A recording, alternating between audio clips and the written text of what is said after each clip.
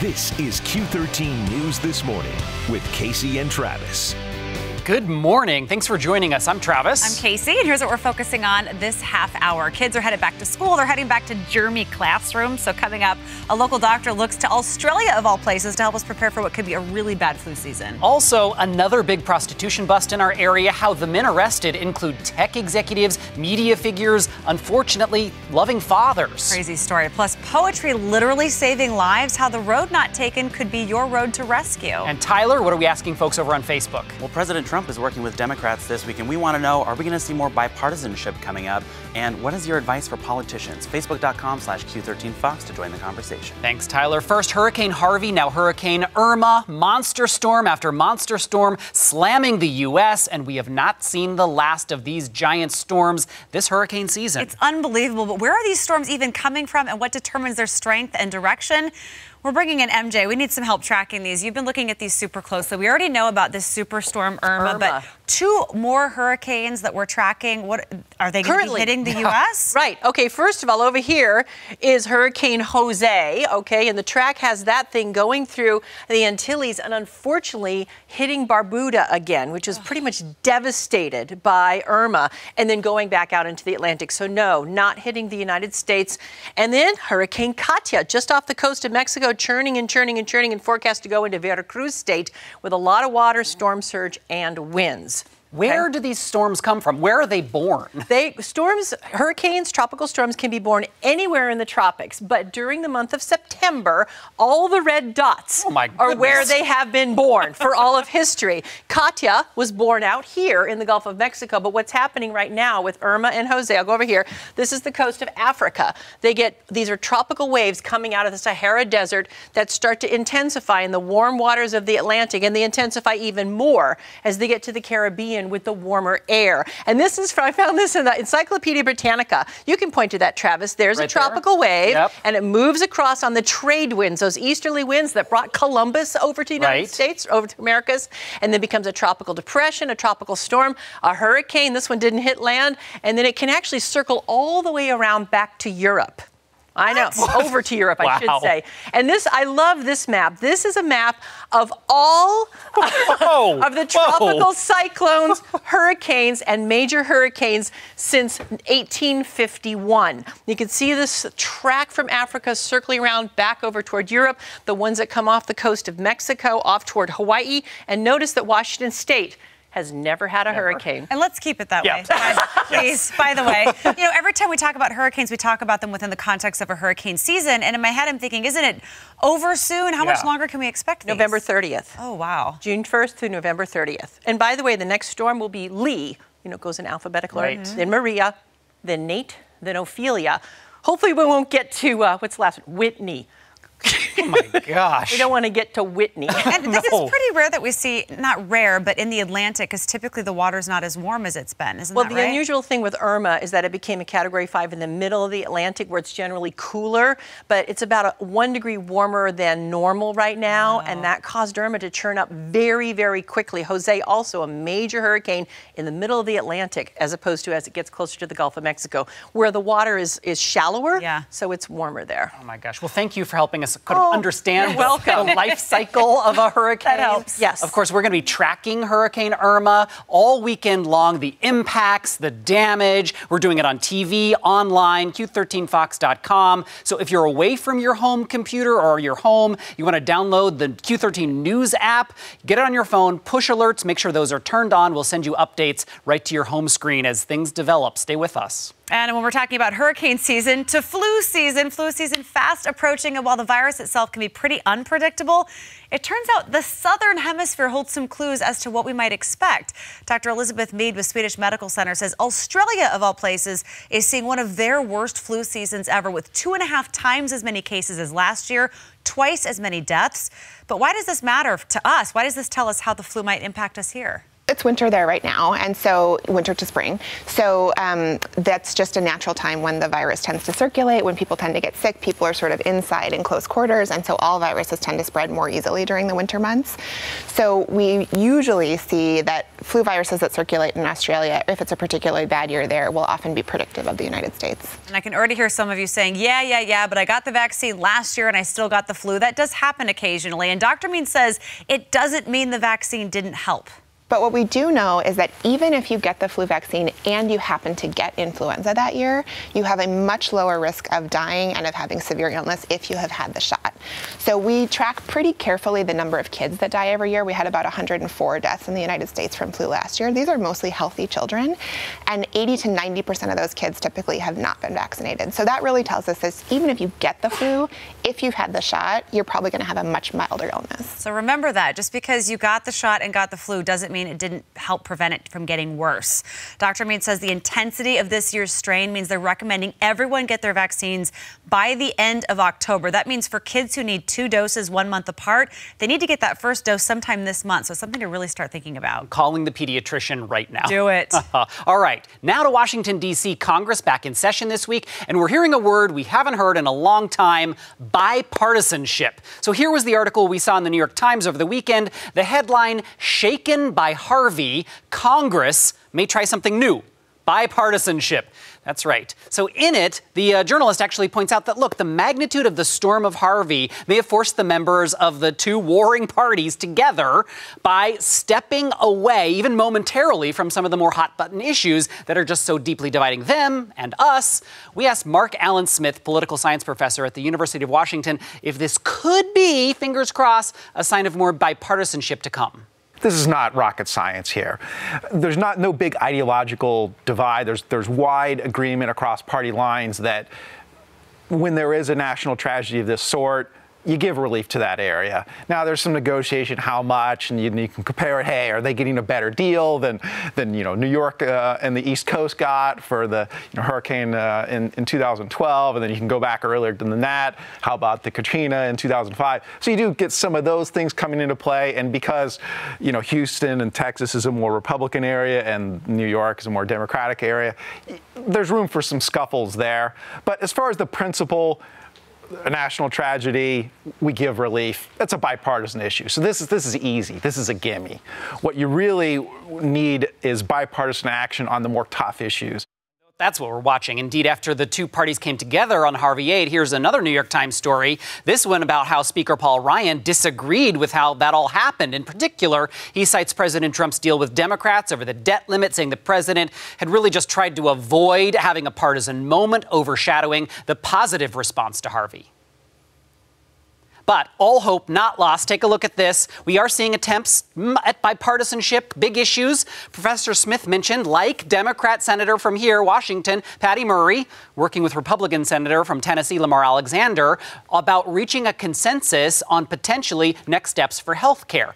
Other issues we need to watch, tax reform, DACA. We're actually talking about this over on Facebook because we're really curious. Is it better if politicians are reaching across the aisle, and what kind of advice people might have for that? I like the advice, Tyler. What are people saying so far? Yeah, so far, basically everyone agrees, yes, we want to see more bipartisanship. In fact, Teresa says, about time you work for the people, not your party. And Robbie says bipartisanship is the only way the free market will thrive as it's supposed to. So more responses coming up later in the show. Love it. All right, well, when you think of things that might save your life someday, you might think of things like medicine or maybe someone like a firefighter or even just a little bit of common sense. You're probably not thinking poetry. No. Not really, but maybe you should. This is interesting. Author Jill Bialowski lays out that very premise in a brand new memoir, appropriately titled Poetry Will Save Your Life. This is her right there. Yeah, Bialowski writes movingly about her childhood awkwardness, growing discomfort as a kid, about who she was and who she was becoming, all in the wake of her father's death when she was 2. It's a theme a lot of us can probably relate to, death and grief and life-changing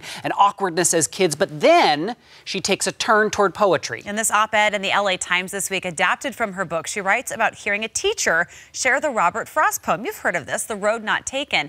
But she says it allowed her to see her own family and her own story in the poem.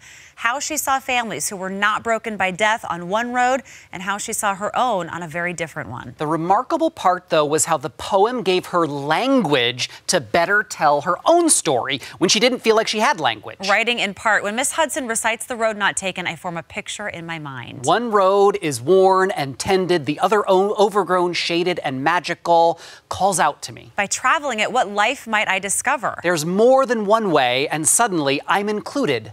I belong.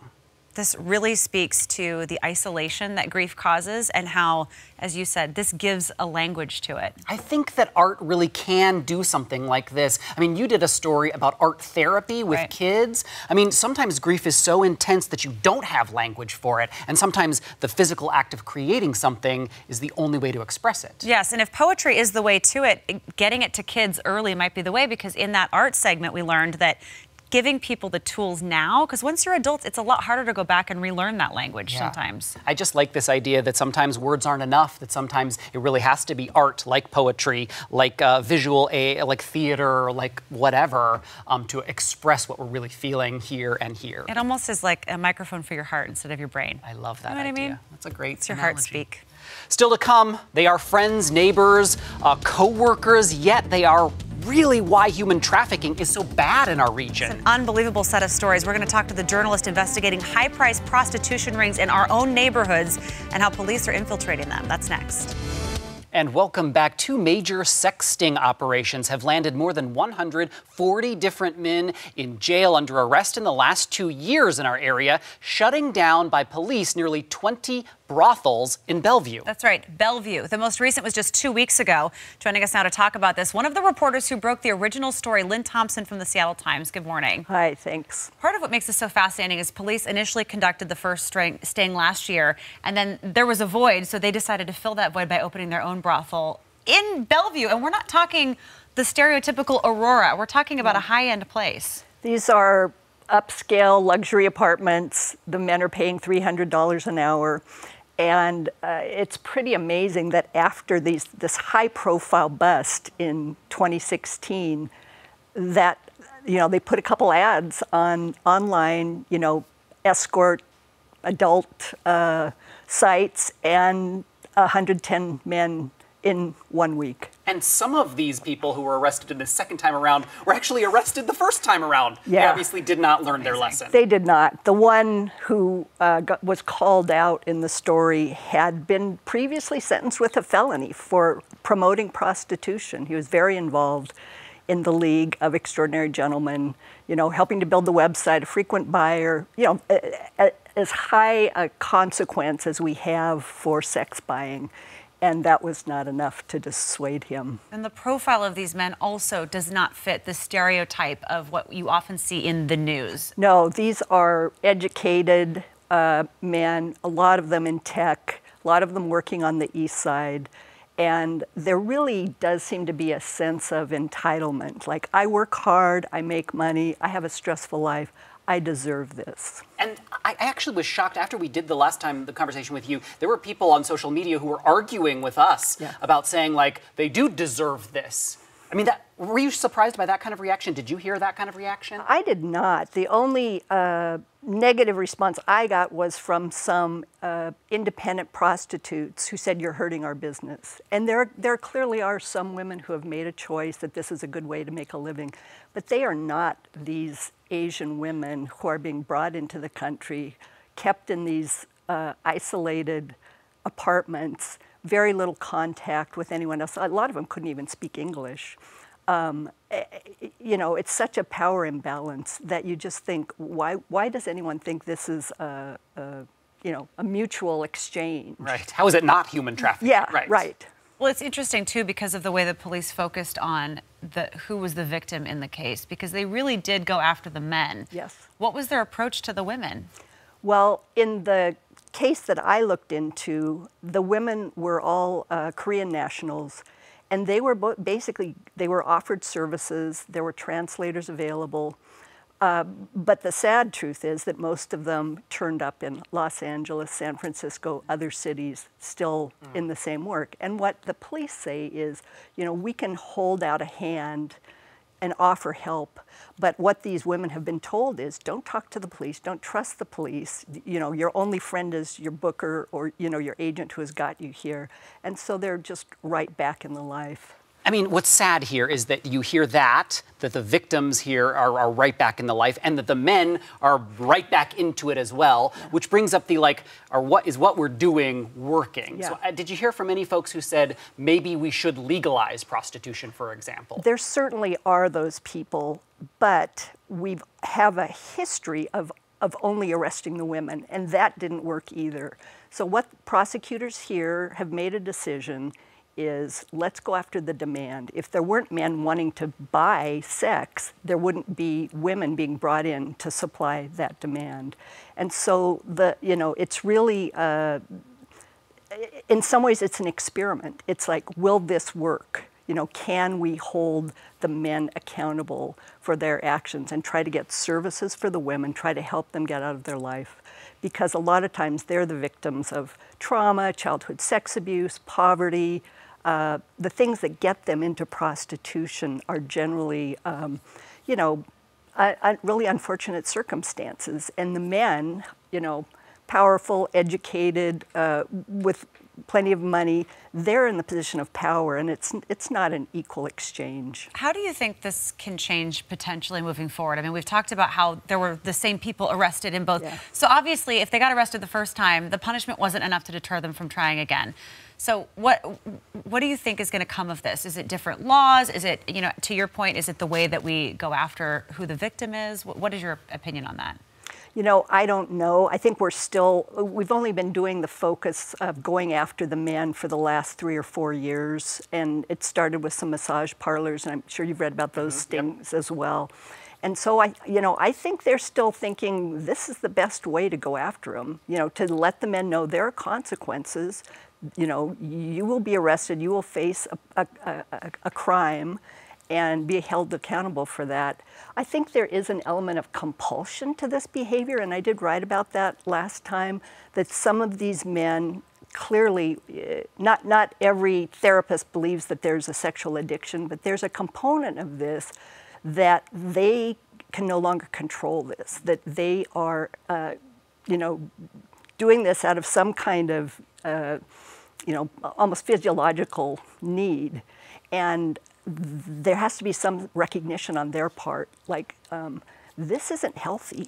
Yeah. And maybe I need to, get some help for this behavior. It seems to me that the focus that the Times and your reporting and your colleagues' reporting has put on this might help spark some of those conversations. Maybe it's a family member or someone or something like that. Instead of trying to sweep it under the rug and saying it's an isolated incident, it clearly isn't. Right. Do you think that, I guess, shining a big light on it could help? I think it can. I think the more we can say, this is troubling behavior, we don't think women should be exploited, that most of the women in these situations are not there. There's some coercion, there's some trauma that has brought them to this situation. And the men who are seeing these women, they have to ask themselves, is this a good thing to be doing? Is this right? And, the more we can talk about it, it seems like we can say to these men, this isn't acceptable, and you need to do something about it. It'll be interesting to see what happens as they continue with this tactic, what comes of it. Lynn Thompson with the Seattle Times, thank you again so much. Thank you very much. And again, if you have not seen these stories, definitely check them out. It's at seattletimes.com. Worth your time. Also, just ahead, the Seahawks headed to Green Bay for the season opener this Sunday. But the thing is, we haven't won there in a couple of years. What is it, 18? It's been a bit. Like that. So what does the team need to do to change all of that? We have the keys to the game from our experts. But first, take a look at your screen for the weekend trivia. Tell us what your answer is over on Facebook. We'll reveal it after this. Welcome back. There it is, the weekend trivia question. Russell Wilson made a cameo in which movie? What's your guess? I guessed Entourage. What was your guess? That was my guess too. Okay. But I don't know the answer. Tyler, did you have a guess? I thought it was Entourage, but I didn't actually know. Yay! You're right. Quite remember. You're right. Hooray. We got it. We win. All right. Speaking of the Seahawks, they are getting ready to take on the Packers in Green Bay this Sunday. When the two teams played last year, well, it didn't turn out so well for us. 38-10. Turning Kind out of a tough loss. But the team's much healthier going into this game. Yeah, that's really true. So Ian Furness, we talked to him about his 3 keys to the game and a win. And number 1, keep it low scoring, for crying out loud. I added the for crying out loud. I like it. Green Bay is 11-0 versus Seattle when they score 25 points or more. Also, don't let them make big plays. Green Bay had 8 20-plus yard plays in the last 2 games, and you give Aaron Rodgers the window, he will take it. Finally, the 3-headed monster. Eddie Lacy, Thomas Rawls, CJ Prosise all need to contribute. Those are 3 different but dynamic styles of running back. And don't kid yourselves, Seahawks still want to run. And don't forget, Lacy is playing against his old team here. And I actually heard Ian talking earlier that he thinks that the Hawks can actually use those keys and pull this off, that it's going to be tight. But I think so, too. He predicted NFC champs, I believe. Yeah. For us. I think that's We'll see. One game at a time. All right. Now we want to get back to our Facebook question. President Trump working with Democrats to pass a budget for Harvey relief, but could it mean more bipartisanship? And what advice do you have for politicians? Our digital producer, Tyler, is sharing your responses. What do we have? Everyone says, forget about party lines. It doesn't matter. Just get the work done. So let's go through a couple responses. Darlene says, yes, work together. That's what the country wants to see. Less drama with more effort towards solving issues to help the people. Linnea says, honesty. That's my advice. Be honest. Okay, I like think it. That's a really important one, keeping Did it simple. anybody say, no, they don't want bipartisanship? They have not. They said people are going to get criticized for this sort of thing. Trump's going to be criticized Yep. for working with the Democrats, but Yeah. no, they just say forget about We the were party all lines. told to get along with our friends and siblings growing right. up. So Why should this be surely, any different? as adults, All right. I'd like to see some work getting done is what I'd like Absolutely. to see. Yeah. So I have my fingers crossed. I actually have a little bit of hope that we Yeah. might see some progress. I think there is a glimmer of hope. And I think, honestly, that the president's unpredictability can kind of help things I a think little so bit. too. So we'll Speaking of have unpredictability, I know. How long talk did we about go? Yes, I did it. I wore It it. looks great. Blue Friday to a whole new level. Right. So You thought you were just going to put on this jacket and nobody would notice. nobody would notice. No. well, not And really. you called me out. Our producer says she has a surprise, You have a surprise for for us. Alicia?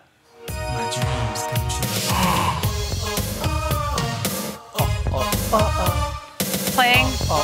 Little Sounds new like kids on the block. Kids sounds on like a the Friday block. dance party. Oh, I see. Blue Friday dance party. Do we have to dance for 33 That's- seconds? You didn't tell us how much time to give for the surprise, so congratulations. like- You can see us. Doing our best. Don't forget, we're every weekend right here on Q13 and Joe TV. You got to take the jacket off? I was trying to be a new kid or something. Happy Blue Friday. Bye, go Hawks. Proud. Go Hawks. Love the way you turn me on. You got the right stuff, baby.